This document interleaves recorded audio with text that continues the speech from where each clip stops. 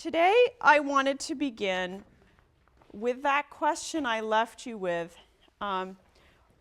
What does housekeeping have to do with the identity plot? Did you see elements of the identity plot in this novel? Who did? And what did you see? Yes. What did you see? Oh.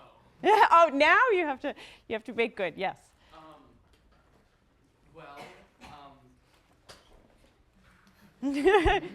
I can come back to you. Would you? Yes, I would. I would be quite happy to do that. Is someone else more ready to say what this novel has to do with the identity plot? Yes.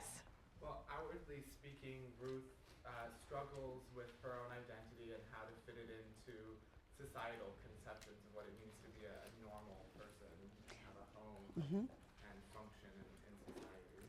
Absolutely. And what details for you most mark that conflict in Ruth? Where do you see that happening? Well, you see it a lot in her hair and her dress.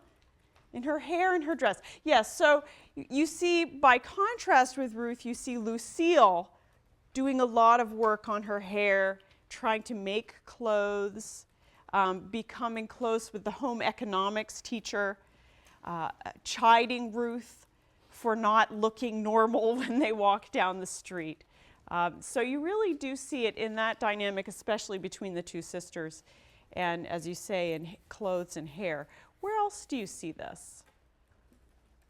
That sense of being at odds is one part of it. Where else do you see it? Okay, you're not talkative today. Let's try something easier. I'd like to read the first sentence of the novel. My name is Ruth. What can we say about that sentence as the opening sentence of a novel? Any thoughts or observations about it? Yes. It recalls Moby Dick. Yes, it absolutely does. And what's the first line of Moby Dick? Call me. Oh, in chorus. That was beautiful. So you may have read Moby Dick, even if you didn't read this. Call me Ishmael. Okay, absolutely. Marilynne Robinson, as is going to emerge in my lecture today, is very much preoccupied with the 19th century. She is very interested, especially in these classic American writers of the American Transcendentalist school, and that's Melville, Hawthorne, Emerson, Thoreau. Also very interested in Dickinson, Emily Dickinson. She has a sensibility that maps very closely with theirs, and I'll get into that towards the end of my lecture today. But just as a narrative strategy, how is Call Me Ishmael different from My Name is Ruth? Anyone have ideas about that? What's different about those two sentences? Yeah. Well, Call Me Ishmael seems like it's more of a choice on the character's part to identify themselves. Ruth was something that was given to her, and it wasn't something that she chose for herself. Okay, very good. Yeah, so Ishmael says, here's what I want you to call me. And Ruth says to us, this is what people do call me. Yes? One is interactive and one is declarative. Absolutely, yes. So the call me implies a you. It reaches out of the text and uses that implied second person. You call me Ishmael. My name is Ruth, simple declarative sentence. It gives you that sense that Ruth is more separate from you, perhaps, as a reader, than Ishmael is. Ishmael wants to enter into dialogue with you, wants you to reach out towards him. Ruth offers you herself as something like the object of contemplation or a stranger, as a stranger. That's what a stranger says to you. Hi, my name is Amy. That's the kind of address a stranger gives you. What else do you notice about those two sentences? Any other differences you can think of, or similarities even between the two? Both those names, Ruth and Ishmael. Yes? Is your hand up? Your hand is, yes, dangerously floating. Yes, actually, I'll take, yes, you. Both biblical names? Yeah, absolutely. Both biblical names, and they have certain similarities too. Yes. Well, both Ruth and Ishmael were sort of strangers in the cultures that they lived in. Absolutely. Can you explain more about that? Well, Ishmael was the first son of Abraham, but he was not really brought into the family, and eventually he was left in the wilderness. Story is that from him sprang up the Arabic tribe. That's right. So he's Hagar's son. He is the son of Abraham's, Sarah's serving woman. So Abraham is unable to conceive a child with Sarah, so he sleeps with Hagar, and Hagar bears him a son, Ishmael. So he's from the family of Abraham, but he's outside that family. Now, what about Ruth? You want to continue? Yeah. Ruth married into a Jewish family. She herself was not from a Jewish family. She was from another Semitic tribe. But when her husband died and her father-in-law died, instead of returning to her own people, she stayed with her mother-in-law. That's right. So she stays with her mother-in-law, Naomi, and they go back to the land of Judah. And there she becomes known as a righteous woman, a humble, loving, and righteous woman. She is a daughter to her mother-in-law, Naomi. She, in fact, stays with Naomi because she loves her. There's this beautiful line when Naomi urges her to go back to her own mother and stay in Moab, her own land. She says to Naomi, "Where you go, I will go." It's probably a line you've heard. And it goes on. It's very beautiful. I actually meant to bring my Bible with me, but I seem to have forgotten it. Very beautiful line. So it highlights her faithfulness. It's faith to Naomi that brings her into the realm of Judah under the protection of the God of the Israelites, and causes her to become married to Boaz, who is of a noble family. And Ruth, finally, is the great-grandmother of King David. So she is an alien, a stranger, who comes into the Israelite fold and ends up being in the lineage of their greatest king. And in the New Testament, of course, that also means that she is of the house of Jesus, because Jesus is of the house of David. So in Christian teaching, the story of Ruth is about the foreshadowing of the Gentile inclusion of the Jewish redemption. So the Jewish Messiah is the world's Redeemer, and the presence of the alien, the stranger, in his bloodline suggests that expansion of the promise. So Ruth is a very important character. She is identified both by her status as a stranger and by her absolute centrality to a strong identity, either as Israelite or as Christian. So in these two versions of this story of lineage. It is no accident that this is the name that Robinson has chosen for this character. Lots of elements of that story enter into Ruth's story. So Ruth, like her namesake, cleaves to a woman relative, and this is Sylvie. She cleaves to and becomes faithful to Sylvie, her aunt, in place of her own mother. So there's an exchange, as in the biblical story, between the mother that she has lost. In this novel, through the mother's suicide, she's replaced with an aunt. There's also that sense that she follows the aunt into a wandering life.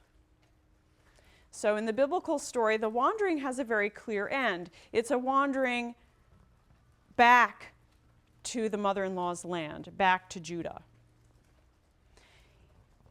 You will have to think about, as you get to the end of this novel, whether there is an end to the wandering in housekeeping, or whether it is an unmitigated wandering. Related to that question is another one about narrative, and that is, where does this voice come from? What account of this voice are we given? Who is speaking to us, and from what position in the world? This is a question I will get to by the end of this lecture. We will come to an understanding of that question. So, the biblical reference, as well as the Melvillian reference, suggests wandering, and it suggests a complex picture of identity. And I think that's what you get in the novel that connects it to the conventions of the identity plot. So there's one element, which is the whole theme of Lucille and Ruth, which I was talking about coming from your comment. That's the simple version. There's a more complicated version that I just want to show you on 96, 97.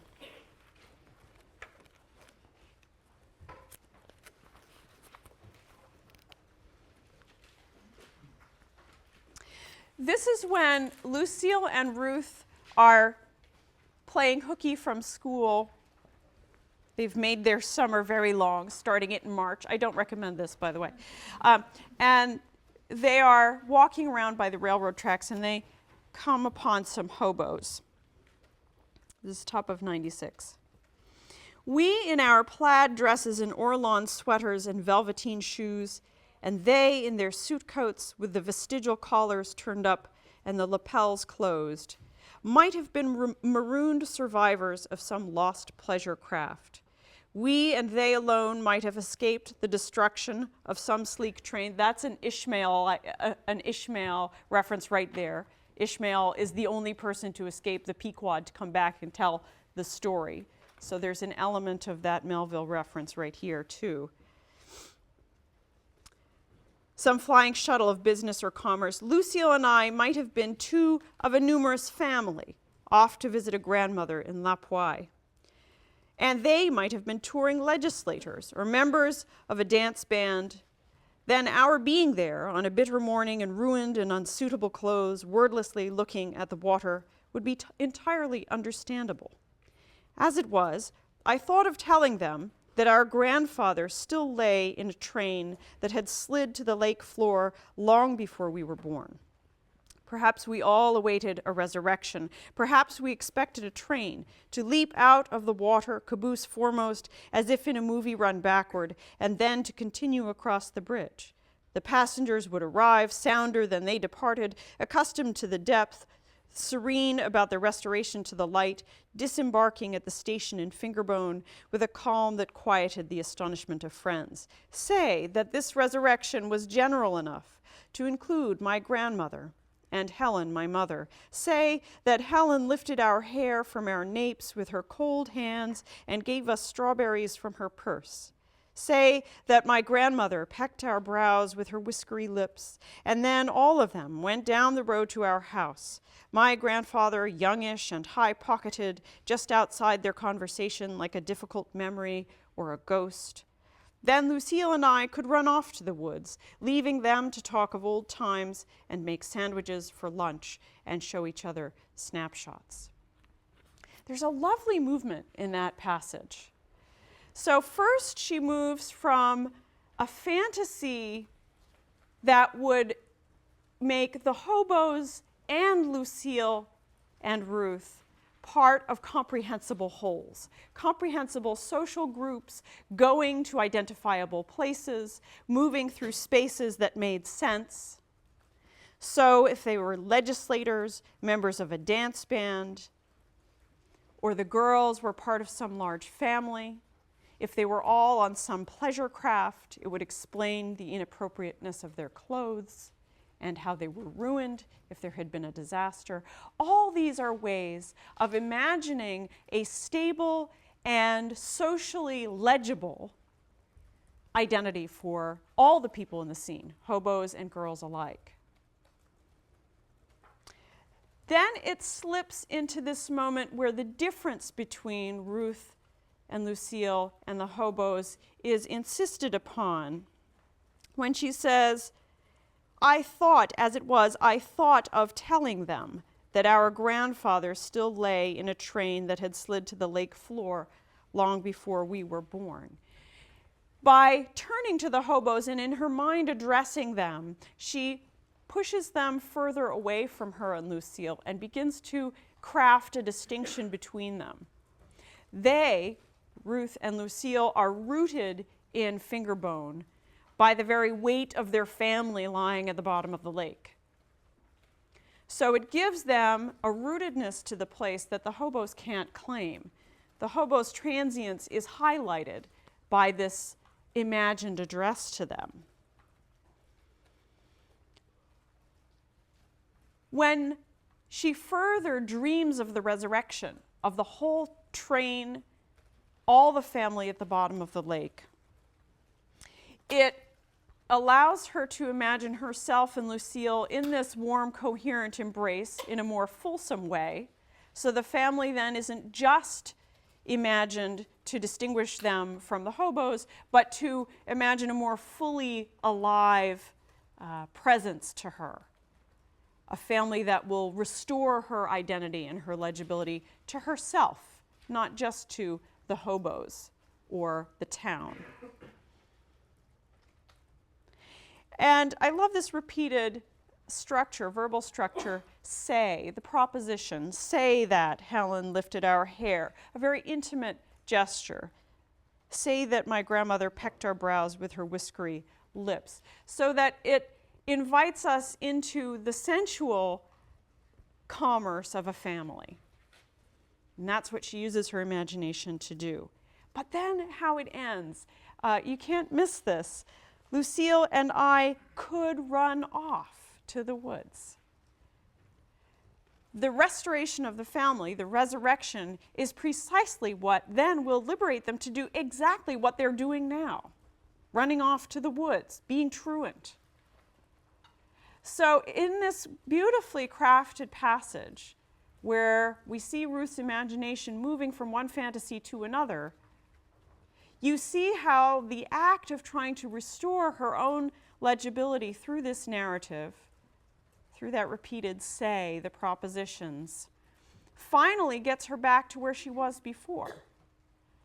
So that the restoration of a secure identity in a family is in fact what then propels her out to imagine once again her separateness from it.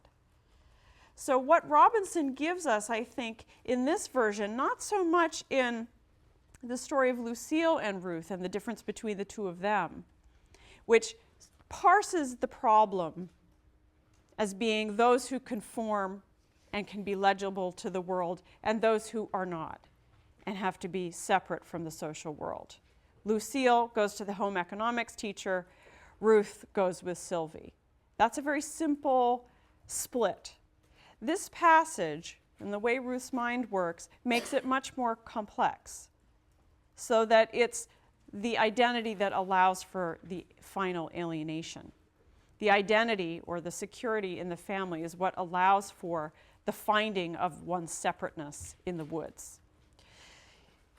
So there are two kinds of identity at issue, the single and the communal, or we could say the contemplative and the social. I think it's ultimately the contemplative or the singular person that interests Robinson even more. But I will say that in the initial reception of this novel, because the identity plot is so fixed in the pattern of literary work in this period, and also fixed in the concerns of critics, early readings of this novel really were all about that simpler version of identification. People read this as a feminist novel that was really all about women being liberated from a confining domesticity and finding their individual identity out there in the world some other way. So that housekeeping and its rejection were the major terms of the criticism. And if you've ever seen the film Thelma and Louise, you can sort of see the the way it chimes with a lot of what was being thought in popular culture on these questions. You can think of Helen sailing off the cliff into the lake. This was seen as empowering in her car.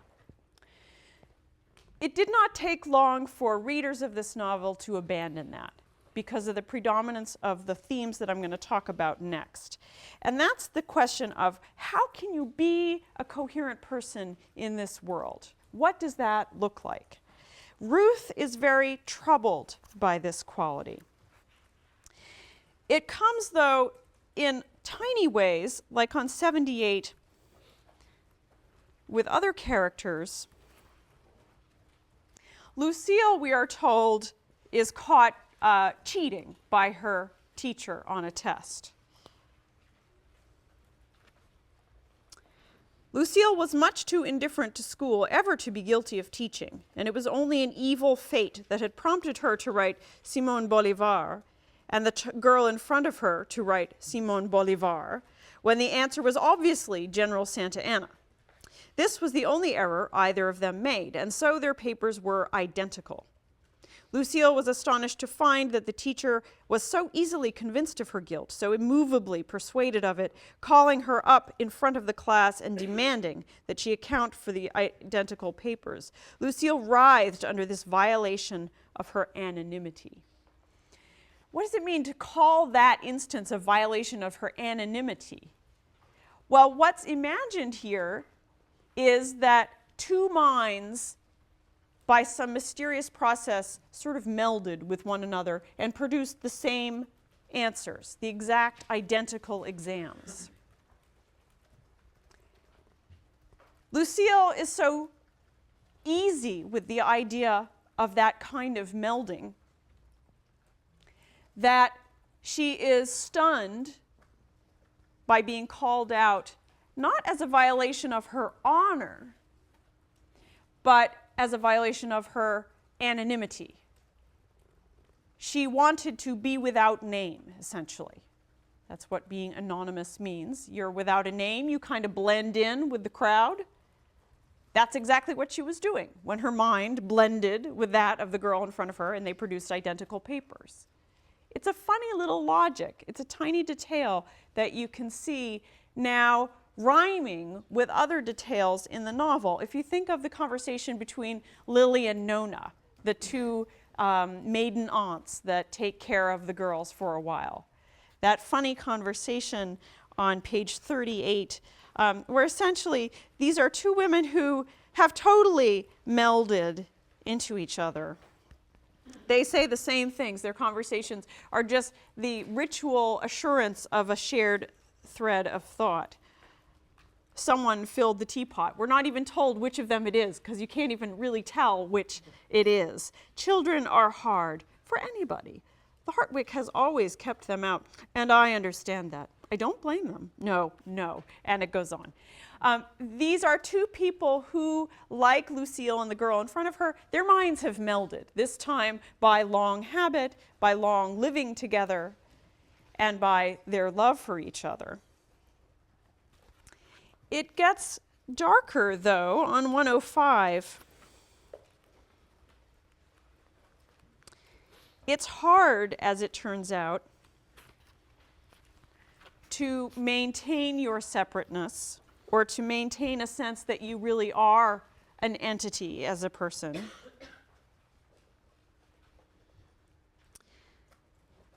Where's Lucille, says Sylvie to Ruth, having woken up on a bench. Home, says Ruth. Well, that's fine, Sylvie said. I'm glad to have a chance to talk to you. You're so quiet. It's hard to know what you think. Sylvie had stood up and we began to walk toward home. I suppose I don't know what I think. This confession embarrassed me. It was a source of both terror and comfort to me then that I often seemed invisible, incompletely or minimally existent, in fact. It seemed to me that I made no impact on the world, and that in exchange I was privileged to watch it unawares. But my allusion to this feeling of ghostliness sounded peculiar, and sweat started all over my body, convicting me on the spot of gross corporeality. Well, Maybe that will change, Sylvie said. We walked a while without speaking. Maybe it won't. I dropped a step behind and watched her face. She always spoke to me in the voice of an adult dispensing wisdom. I wanted to ask her if she knew what she thought, and if so, what the experience of that sort of knowledge was like, and if not, whether she, too, felt ghostly, as I imagined she must. This is an instance where what Ruth experiences might be said to be total identity, a very stable identity. She cannot alienate herself from herself to know what she is thinking. So if you think about that construction, I don't know what I think. It posits an I who can know the self. That's two entities, not one. So if you don't know what you think, maybe it's because there isn't that objective distance between an I and a self. You're not self-alienated in that way that, remember, Ambrose always is in Lost in the Funhouse. That's his curse, that he's alienated from himself and he can never integrate. So it's like he's Lily and Nona in one person. Two entities, but somehow the same. Ruth, on the other hand, is like an indivisible substance. But because it's indivisible, it seems, the logic here imagines, it's ghostly. Somehow it's like an essence or something unsubstantive because it doesn't have that alienation built into it. How can you exist in the company of other people if the structure for even knowing oneself doesn't seem to exist in the mind? There are other manifestations that have more to do with nature, and you can find one of these on 115, 116.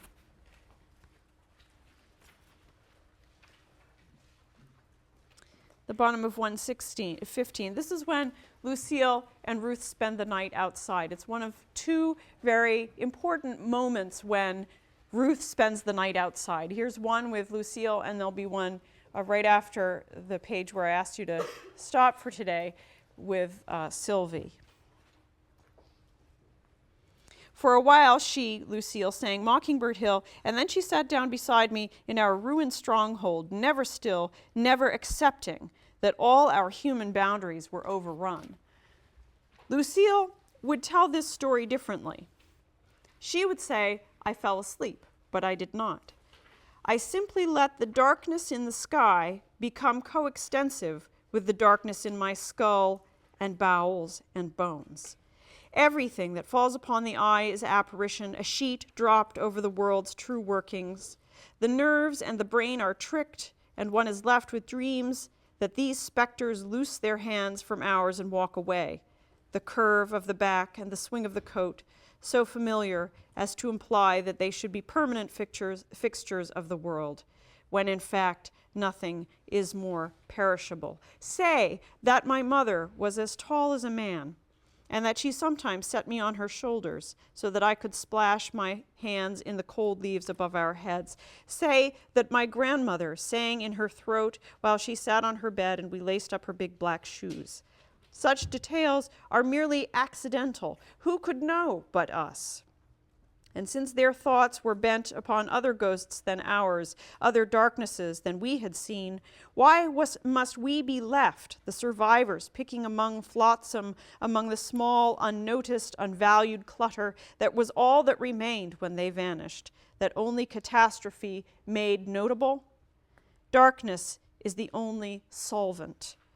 While it was dark, despite Lucille's pacing and whistling, and despite what must have been dreams, since even Sylvie came to haunt me, it seemed to me that there need not be relic, remnant, margin, residue, memento, bequest, memory, thought, track, or trace, if only the darkness could be perfect and permanent. So Ruth feels her boundaries overrun when the content of her mind and the quality of the world become indistinguishable. the darkness in the mind and the body indistinguishable from the darkness outside her.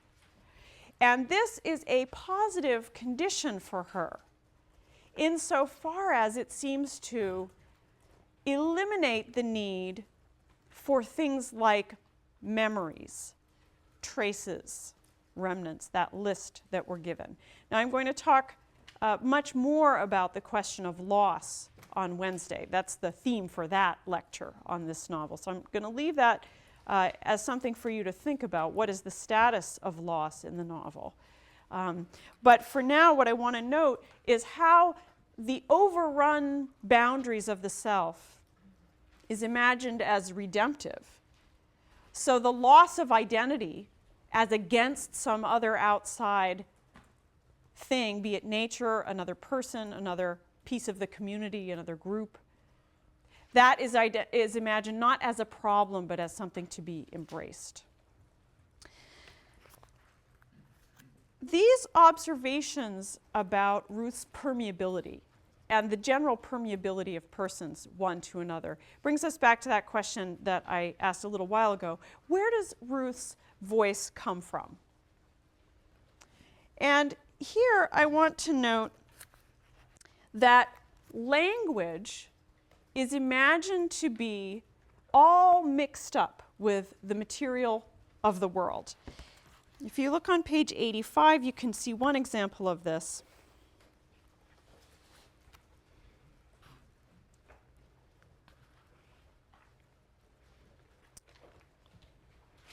Oops. Sorry, I think that's not the...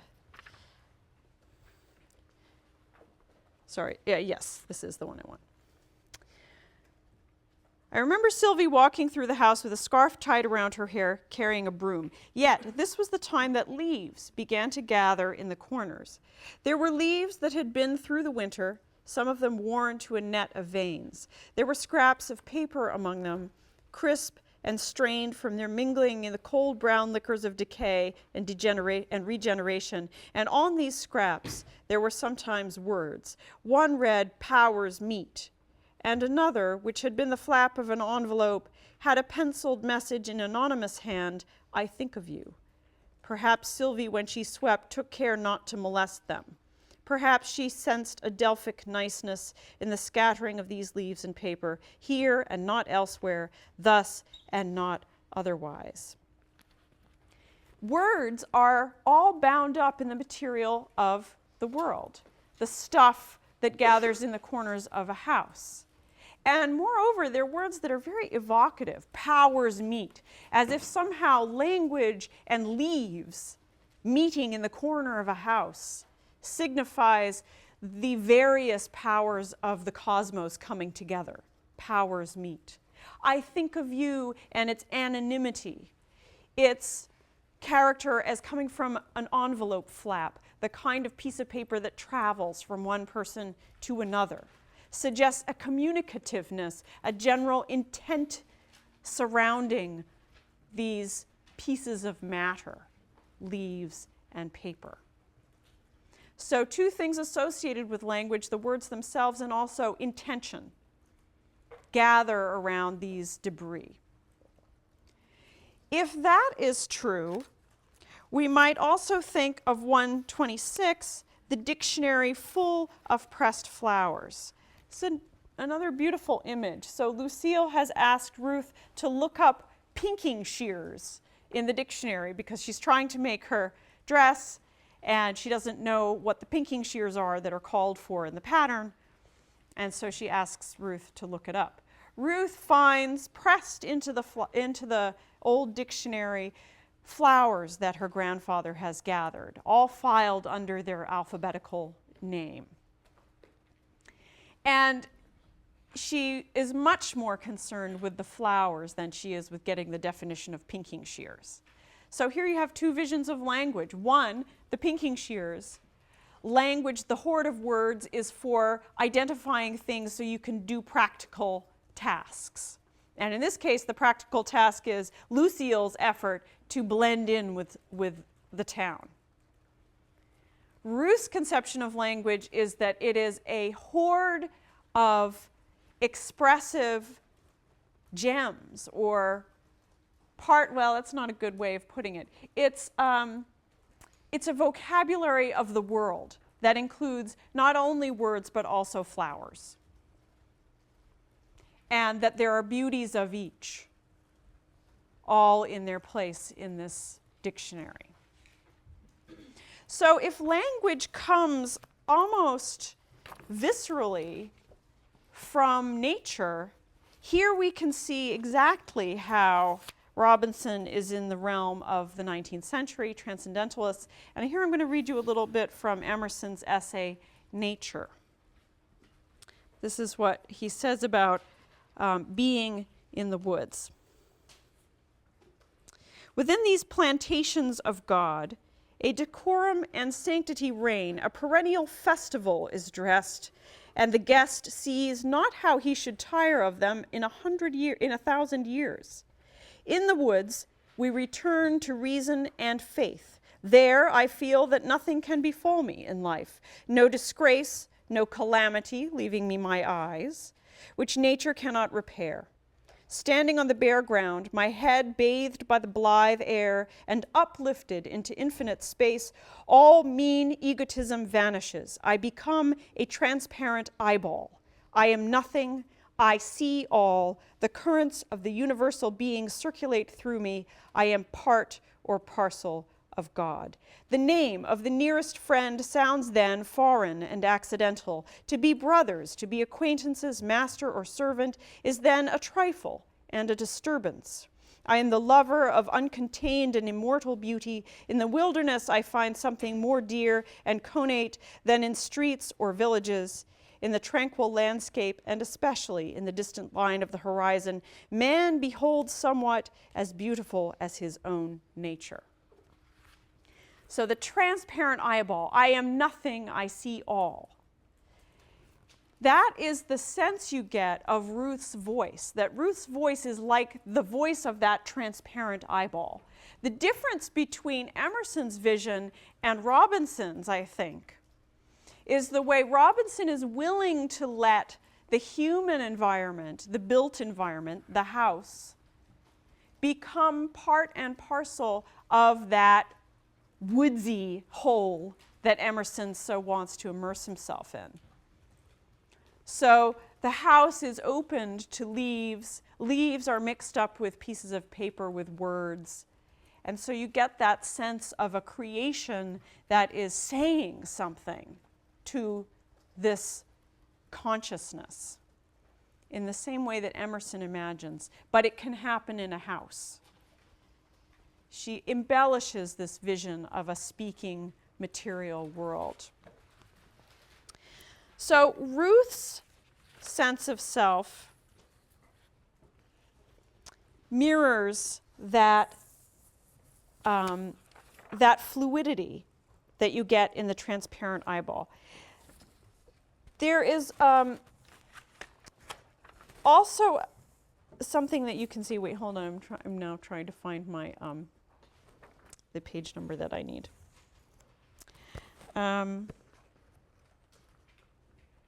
This is 16 through 19. There it is. That fluidity of consciousness that the transparent eyeball gives you is beautifully on display in this passage towards the beginning of the novel, when Ruth is thinking about how her grandmother responded to the death of her husband and the departure of her daughters. I'm not going to read this whole thing because it would simply take too long, but I just want to show you what happens over these 3 pages. So on the top of 16, this is another one of those hypotheticals.